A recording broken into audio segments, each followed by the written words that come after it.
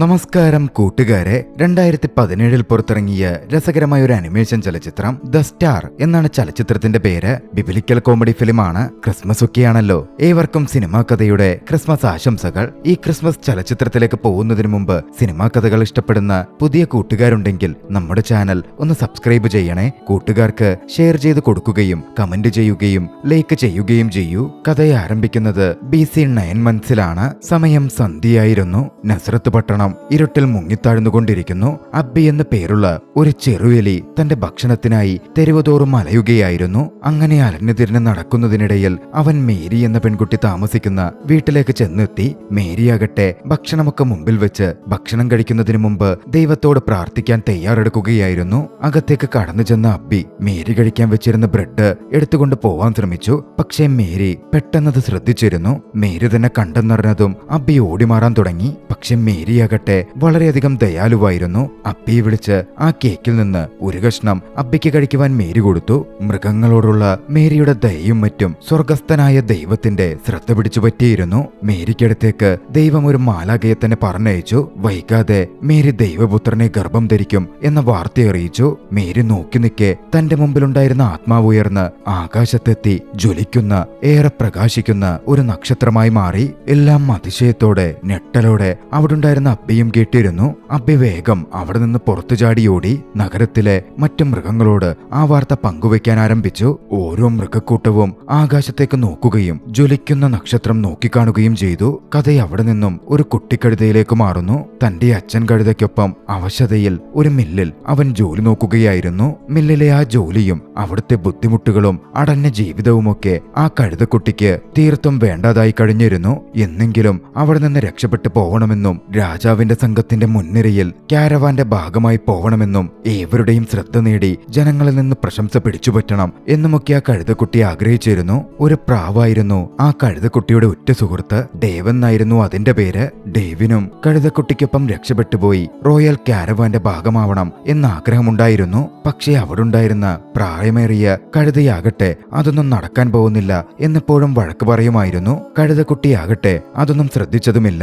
തനിക്കതിന് സാധിക്കും എന്നുറച്ച് വിശ്വസിച്ചുകൊണ്ടിരുന്നു. 6 മാസക്കാലം കടന്നുപോയിരുന്നു. കഴുതക്കുട്ടി ആ മില്ലിൽ തന്നെ ട്രാപ്പായി തുടരുകയാണ്. രക്ഷപ്പെട്ടു പോവാൻ അവന് സാധിച്ചിരുന്നില്ല. കഴുതക്കുട്ടി നിരാശനായി തുടങ്ങി. കഴുതക്കുട്ടിയുടെ അച്ഛനായ മുതിർന്ന കഴുത അത് ശ്രദ്ധിക്കുന്നുണ്ടായിരുന്നു. ഇങ്ങനെ തുടർന്നാൽ എന്റെ മോന്റെയും അവസ്ഥ തന്നെ പോലാവും എന്ന് ചിന്തിച്ച അദ്ദേഹം മകനെ രക്ഷപ്പെടുത്താൻ ഒരു തീരുമാനമെടുത്തു. ഒരു ദിവസം വിദഗ്ധമായി പ്രവർത്തിച്ച് കഴുതക്കുട്ടിയുടെ കഴുത്തിലിട്ടിരുന്ന കുരുക്ക് മുതിർന്ന ഡോങ്കി ഊരിമാറ്റി. കഴുതക്കുട്ടിക്കാരന് ബഹളം വെച്ചപ്പോ മില്ലുടമ അവിടെ നോക്കാൻ വന്നു. ഈ തക്കം നോക്കി മുതിർന്ന കഴുത എഴുന്നേൽക്കുകയും ആ അവസരം മുതലെടുത്ത് മില്ലുടമയെ ഇടിച്ചു താഴെയിടുകയും ചെയ്തു. പിന്നാലെ കഴുതക്കുട്ടിയോട് രക്ഷപ്പെട്ടു പോവാൻ പറഞ്ഞു. കിട്ടിയ അവസരത്തിൽ കഴുതക്കുട്ടി പുറത്തു ചാടുകയാണ്. മില്ലുടമ കഴുതക്കുട്ടിയെ പിന്തുടർന്ന് ഓടിച്ചു പിടിക്കാൻ ശ്രമിക്കുന്നുണ്ടായിരുന്നു. ഒരു ചേസിംഗ് തന്നെ നടന്നു. ഇതിനിടയിൽ ഡേവും കഴുതക്കുട്ടിക്ക് ഒപ്പം പറന്നെത്തിയിരുന്നു. മില്ലുടമയിൽ നിന്ന് രക്ഷപ്പെടാനുള്ള ശ്രമത്തിനിടയിൽ കഴുതക്കുട്ടി ഉയർന്ന ഒരിടത്തു നിന്ന് ചാടി. ആ ചാടലിൽ കഴുതക്കുട്ടിയുടെ കാലിന് പരിക്ക് പറ്റി. ഒരുവിധം കഷ്ടപ്പെട്ടിട്ടായിരുന്നു സുരക്ഷിതമായ ഒരിടത്തേക്ക് കഴുതക്കുട്ടി എത്തിച്ചേർന്നത്. ഇതേസമയം മറുവശത്ത് മേരിയാകട്ടെ ജോസഫ് എന്ന യുവാവിനെ വിവാഹം കഴിക്കുകയായിരുന്നു. തനിക്ക് ഒരു പ്രധാന കാര്യം ജോസഫിനോട് പറയാനുണ്ട് എന്ന് മേരി ജോസഫിനെ അറിയിച്ചു. പക്ഷേ കാര്യമെന്തെന്ന് ജോസഫിനോട് പറയുന്നതിനു മുമ്പ് ജോസഫിന്റെ ആളുകൾ വന്നവരെ കൂട്ടിയിരുന്നു. മേരിക്ക് കാര്യങ്ങൾ ജോസഫിനോട് പറയാൻ സാധിച്ചില്ല. പിന്നീട് അവർ തിരികെ വീട്ടിലേക്ക് എത്തി. അപ്പോഴാണ് മേരി ഒരു കാര്യം ശ്രദ്ധിക്കുന്നത്. ടേബിളിനടിയിൽ എന്തോ മറഞ്ഞിരിക്കുന്നു. മേരി നോക്കിയപ്പോ കണ്ടത് കാല് സുഖമില്ലാതായ കഴുതക്കുട്ടിയായിരുന്നു. ജോസഫിന്റെ കഴുതക്കുട്ടിയായിരിക്കും അത് എന്നായിരുന്നു മേരി ചിന്തിച്ചത്. മേരി അതിന്റെ പരിക്കുകൾ വെച്ചുകെട്ടി അതിനെ ശുശ്രൂഷിക്കാൻ ആരംഭിച്ചു. പിന്നാലെ ജോസഫ് വന്നു. ഈ കഴുത ആരുടേതെന്ന് ചോദിച്ചു. അപ്പോഴായിരുന്നു അത് ജോസഫിന്റെ കഴുതയല്ല എന്ന് മേരി മനസ്സിലാക്കുന്നത്. ജോസഫ് ആ കഴുതക്കുട്ടിയെ അവിടെ നിന്ന് പറഞ്ഞുവിടാനും ഒഴിവാക്കാനും ശ്രമിച്ചു. പക്ഷേ കഴുതക്കുട്ടിയാകട്ടെ അവിടെ നിന്ന് പോകുന്നുണ്ടായിരുന്നില്ല. മില്ലുടമയെ ഭയന്നിട്ടായിരുന്നു അത്. പോരാത്തതിന് കാലും പൂർണ്ണമായി ശരിയായിട്ടില്ലല്ലോ. മേരി എന്തായാലും കഴുതക്കുട്ടിയെ അവിടെ തന്നെ നിർത്താൻ തീരുമാനിച്ചു. ബോയെന്ന് ആ കഴുതക്കുട്ടിക്ക് പേരുമിട്ടു. അപ്പോഴായിരുന്നു ജോസഫ് മേരിയുടെ വയറ് ശ്രദ്ധിക്കുന്നത്. ഗർഭിണി എന്ന പോലെ മേരി കാണപ്പെട്ടിരുന്നു. ജോസഫിനോട് മേരി കാര്യങ്ങൾ വിശദീകരിച്ചു. മാലാഖ വന്ന കാര്യവും ദൈവപുത്രന് താൻ ജന്മം കൊടുക്കും എന്ന് പറഞ്ഞ കാര്യവും താൻ പ്രഗ്നന്റ് ആയ കാര്യവും അടക്കം ജോസഫിന് കേട്ട മാത്രയിൽ അത് വലിയ ഷോക്കിംഗ് ആയിരുന്നു. ഇതിൽ എത്രത്തോളം സത്യമുണ്ട് എന്നൊന്നും വിശ്വസിക്കാൻ ജോസഫിന് സാധിച്ചില്ല. ജോസഫ് ഇതൊക്കെ സത്യമാണെങ്കിൽ തനിക്കൊരു സൂചന തരണേ എന്ന് ദൈവത്തോട് പ്രാർത്ഥിച്ചു. ആ സമയത്ത് ആകാശത്ത് മിന്നിത്തിളങ്ങി നിൽക്കുന്ന നക്ഷത്രം ജോസഫിന്റെ കണ്ണിൽ വീഴുകയാണ്. മേരി പറയുന്നത് അത്രയും സത്യം തന്നെയാണ് എന്ന് ജോസഫ് ആ നിമിഷം തിരിച്ചറിഞ്ഞു.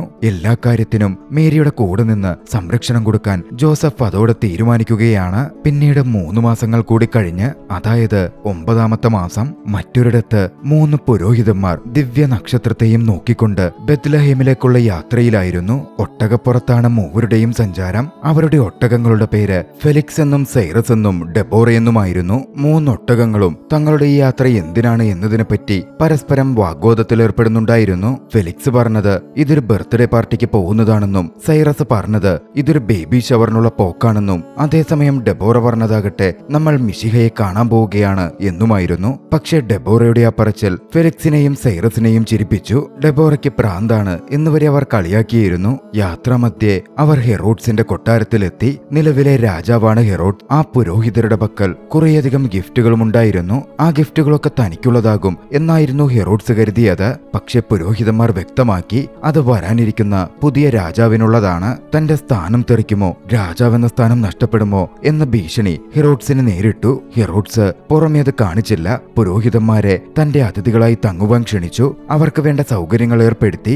അവരെ പറഞ്ഞുവിട്ട ശേഷം ഹെറോഡ്സ് തന്റെ പ്രധാന പഠനം കാര്യങ്ങൾ നടത്തുന്നവനുമായ ഹണ്ടറെ വിളിച്ചു വരുത്തി. തന്റെ നായകളായ തടയൂസിനും റൂഫോസിനും ഒപ്പമായിരുന്നു ഹണ്ടർ എത്തിയത്. ഹണ്ടറിനോട് രഹസ്യമായി മേരിയെ കണ്ടെത്തി കുട്ടിയെയും മേരിയെയും വകവരുത്തിയേക്ക് എന്ന തരത്തിൽ രാജാവ് ഉത്തരവ് കൊടുത്തു. തടയൂസും റൂഫോസും ഹണ്ടറിനൊപ്പം വൈകാതെ പുറപ്പെടുകയാണ്. മേരിയെയും ഗർഭസ്ഥ ശിശുവിനെയും തിരഞ്ഞ്. അവരുടെ യാത്രാമധ്യേ എബ്ബി മറ്റു മൃഗങ്ങളോട് മിശിഹായെ പറ്റിയും മറ്റും പറയുന്നത് തടയൂസ് കേട്ടിരുന്നു. എബ്ബിയെ പിടികൂടിയ തടയൂസ് ഭീഷണിപ്പെടുത്തി എബ്ബിക്കറിയാവുന്ന വിവരങ്ങൾ മുഴുവൻ ചോർത്തിയെടുത്തു. ഇതേസമയം മറുവശത്ത് ജോസഫും മേരിയും കുട്ടിയുടെ ജന്മത്തിനായി ബേത്ലഹേമിലേക്ക് പുറപ്പെടുകയായിരുന്നു. നസറത്തിൽ നിന്ന് ആവശ്യമുള്ള വസ്തുക്കളും എടുത്ത് അവർ യാത്ര തുടങ്ങി. ഡേവിനെയും ബോയെയും തങ്ങളുടെ ഇടത്ത് വിട്ടിട്ടായിരുന്നു അവർ യാത്ര തുടങ്ങിയത്.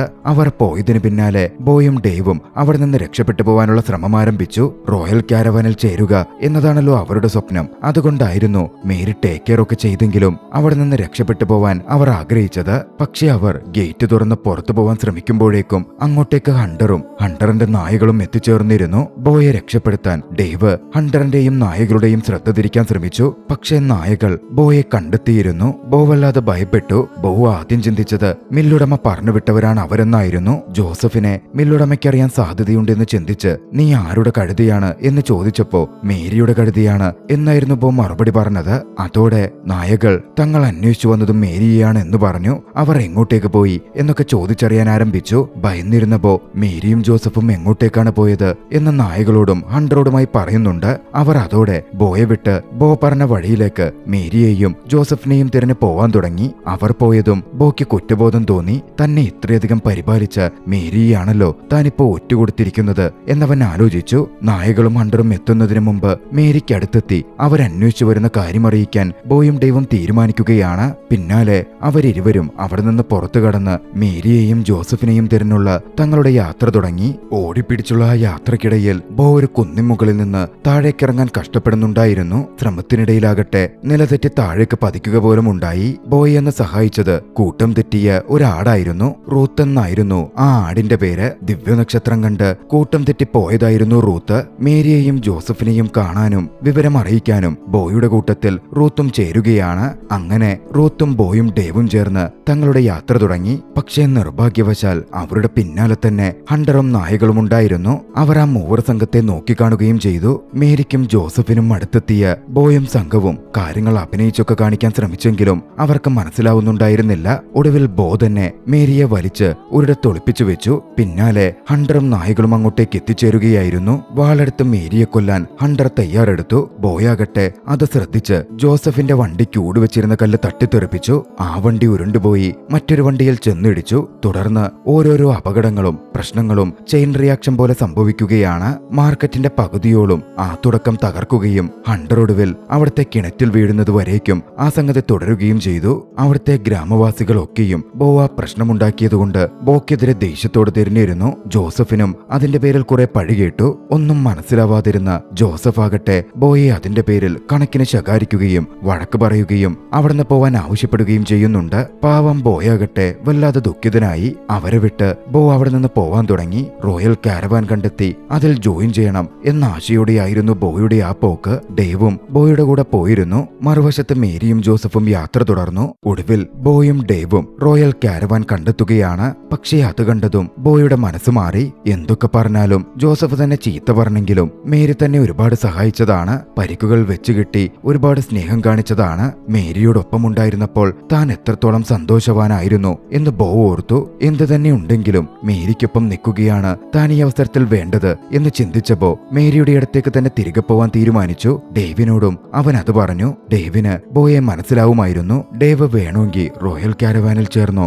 എന്ന് ബോ പറഞ്ഞെങ്കിലും തന്റെ ബെസ്റ്റ് ഫ്രണ്ടിന്റെ കൂടെ മേരിക്കടുത്തേക്ക് പോവാനായിരുന്നു ഡേവും തീരുമാനിച്ചത്. അങ്ങനെ അവർ മേരിയെയും ജോസഫിനെയും സഹായിക്കാൻ അവർക്കടുത്തേക്ക് തന്നെ പുറപ്പെട്ടു. ഇതേ സമയം ജോസഫ് വണ്ടി വലിച്ച് മേരിയുമായി പോയിക്കൊണ്ടിരിക്കുകയായിരുന്നു. പിന്നാലെ റൂത്തുമുണ്ട്. യാത്രാമധ്യേ മേരിയുടെയും ജോസഫിന്റെയും വണ്ടിയുടെ വീല് തകർന്നു. ജോസഫിനും മേരിക്കും ഭയം തോന്നാനും ആരംഭിച്ചിരുന്നു. സമയം സന്ധ്യയോടടുക്കുന്നു. പാതി വഴിയിലാണ്. സഹായത്തിനും ആരുമില്ല. എന്നിരുന്നാലും മുമ്പോട്ട് പോവണം എന്ന് തന്നെ അവർ തീരുമാനിച്ചിരുന്നു. അപ്പോഴേക്കും ബോയും ഡേവും എത്തി. സാധനങ്ങളൊക്കെ ബോയുടെ പുറത്തു കെട്ടി. ബോ സാധനങ്ങൾ ചുമക്കും. ജോസഫും മേരിയും നടന്ന് മുമ്പോട്ട് നീങ്ങും. ഡേവും റൂത്തും കൂടെ നിൽക്കും. അങ്ങനെ അവർ മുമ്പോട്ട് യാത്ര തുടർന്നു. പക്ഷേ കുറച്ചു കഴിഞ്ഞതും മേരിക്ക് ചെറിയ തോതിൽ പ്രസവവേദന അനുഭവപ്പെടാൻ ആരംഭിച്ചു. മേരിക്കിനിയും നടക്കാൻ സാധിക്കില്ല. ജോസഫ് ബോയുടെ പുറത്തുനിന്ന് സാധനങ്ങൾ എടുത്തു. മേരിയെ ബോ ചുമന്ന് കൊണ്ടുപോവാൻ തുടങ്ങി. സാധനങ്ങൾ ജോസഫ് കയ്യിൽ പിടിച്ചു. അങ്ങനെ യാത്ര ചെയ്ത് അവർ ബത്ലഹേമിലേക്ക് എത്തുകയാണ്. അവിടെത്തിയതും മേരിക്ക് താമസിക്കാൻ ഒരു സത്രം ജോസഫ് നോക്കാൻ തുടങ്ങി. എവിടെയും വേക്കന്റ് ഉണ്ടായിരുന്നില്ല.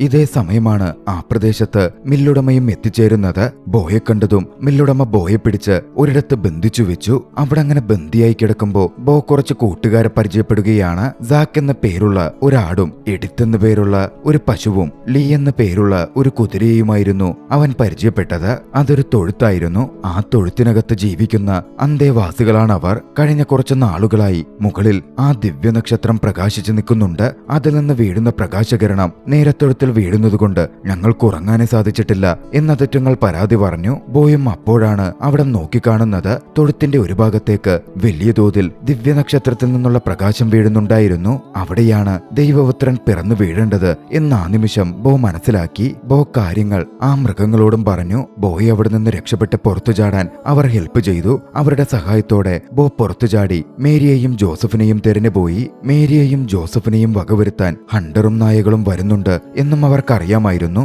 റൂത്ത് തന്റെ കൂട്ടത്തെ തേടിച്ചെന്ന് കൂട്ടത്തോട് കാര്യങ്ങൾ പറഞ്ഞ് സഹായത്തിനായി അവരെ ക്ഷണിച്ചു. പക്ഷേ റൂത്ത് കൂട്ടം തെറ്റി അങ്ങനെ പോയതിൽ അവർ ദേഷ്യത്തിലായിരുന്നു. റൂത്ത് പറയുന്നത് വിശ്വസിക്കാനും അവർ കൂട്ടാക്കിയില്ല. പെട്ടെന്ന് അങ്ങോട്ടേക്ക് ആകാശത്തു നിന്ന് ദൈവിക പ്രകാശവും മാലാഖമാരും വന്നു. അവിടുത്തെ ഇടയന്മാരോട് ദൈവപുത്രൻ ജനിക്കാൻ പോകുന്നു എന്ന വാർത്ത അറിയിച്ചു. അത് കേട്ടതും അവിടുണ്ടായിരുന്ന ആട്ടിൻപറ്റം റൂത്ത് പറഞ്ഞ ഓരോ കാര്യവും വിശ്വസിച്ചിരുന്നു. റൂത്തിന്റെ കൂടെ മേരിയെയും ജോസഫിനെയും സഹായിക്കാൻ അവർ പുറപ്പെട്ടു ചെല്ലുകയാണ്. ഇതേ സമയം ഹെറോൾഡിന്റെ അടുത്തു നിന്ന് രക്ഷപ്പെടാൻ സാധിക്കാതെ കുടുങ്ങിക്കിടന്നിരുന്ന ഒട്ടകങ്ങളെയും ഡേവ് കണ്ടെത്തുന്നുണ്ട്. ഒട്ടകങ്ങൾ ഒരിടത്ത് കെട്ടിയിടപ്പെട്ടിരിക്കുകയായിരുന്നു. ഇതേ സമയം മറുവശത്ത് ബേത്ലഹേമിലേക്ക് ഹണ്ടറും നായകളും എത്തിച്ചേർന്നിരുന്നു. ഹണ്ടർ മേരിയെ വകവരുത്താൻ വാളെടുത്തു. പക്ഷേ അപ്പോഴേക്കും അവരെ സഹായിക്കാൻ എല്ലാ മൃഗങ്ങളും കൂടി എത്തിച്ചേർന്നിരുന്നു. ആട്ടിൻപറ്റവും ഡേവ് രക്ഷപ്പെടുത്തിയ ഒട്ടകങ്ങളും അങ്ങോട്ടേക്ക് പാഞ്ഞെത്തി. ഹണ്ടറെ ഇടിച്ച് കുന്നിൻചെരുവിൽ നിന്ന് താഴെയിടാൻ ശ്രമിച്ചു. ഹണ്ടർ ഉരുണ്ട് താഴേക്ക് വീണു. നായകളും ഹണ്ടറുടെ പിടിയിൽപ്പെട്ട് തൂങ്ങിക്കിടക്കുന്നുണ്ടായിരുന്നു. ബോയും അവിടുണ്ട്. തന്റെ ജീവൻ രക്ഷിക്കാനും മറ്റും ഹണ്ടർ തന്റെ വളർത്തുനായകളായ തടയൂസിനെയും റൂഫൂസിനെയും ബലി നൽകാൻ താഴേക്കിടാൻ തീരുമാനിക്കുകയായിരുന്നു. പക്ഷേ ബോ അവരെ രക്ഷപ്പെടുത്താൻ തീരുമാനിച്ചു. ബോ അവരെ സഹായിച്ചു. ഡേവിന്റെയും മറ്റും സഹായത്തോടെ ബോ തടയൂസിനെയും റൂഫൂസിനെയും രക്ഷപ്പെടുത്തി. കുന്നിൻചെരുവിൽ നിന്ന് താഴേക്ക് വീഴാൻ പോയ ഹണ്ടർ ആകട്ടെ വാളുകുത്തി കയറി വരാൻ ശ്രമിച്ചു. പക്ഷേ വാളുകുത്തിയ ഭാഗം ഒന്നാകെ ഇടിഞ്ഞ് ഹണ്ടർ കുന്നിൻ മുകളിൽ നിന്ന് താഴേക്ക് പതിക്കുകയാണ്. അതായിരുന്നു ഹണ്ടറിന്റെ അവസാനവും. പിന്നാലെ ഇടയന്മാരും മൃഗങ്ങളും ഒക്കെ ചേർന്ന് കാലിത്തൊഴുത്തിനകത്തേക്ക് ചെന്നു. അവിടെ അപ്പോഴേക്കും മേരി ദൈവപുത്രന് ജന്മം കൊടുത്തു കഴിഞ്ഞിരുന്നു. ഏവരും ദൈവപുത്രനെ നോക്കിക്കണ്ടു. തടയൂസും റൂഫൂസും അങ്ങോട്ടേക്കെത്തി ദൈവപുത്രന് മുമ്പിൽ തലവണങ്ങി. ദുഷ്ടന്മാരായ നായകളിൽ നിന്നും മനംമാറ്റം വന്ന് നല്ല നായകളാവാൻ അവരും തീരുമാനിച്ചിരുന്നു. അവിടുണ്ടായിരുന്ന ഡെബോറ പറഞ്ഞു, വരാനിരിക്കുന്ന 1000 വർഷങ്ങളോളം ഈ സംഭവങ്ങൾ പറയപ്പെടും. പക്ഷേ കൂടിയുണ്ടായിരുന്ന ഫെലിക്സും സൈറസും അപ്പോഴും ഡെബോറയെ കളിയാക്കി. മേരി ബോയെ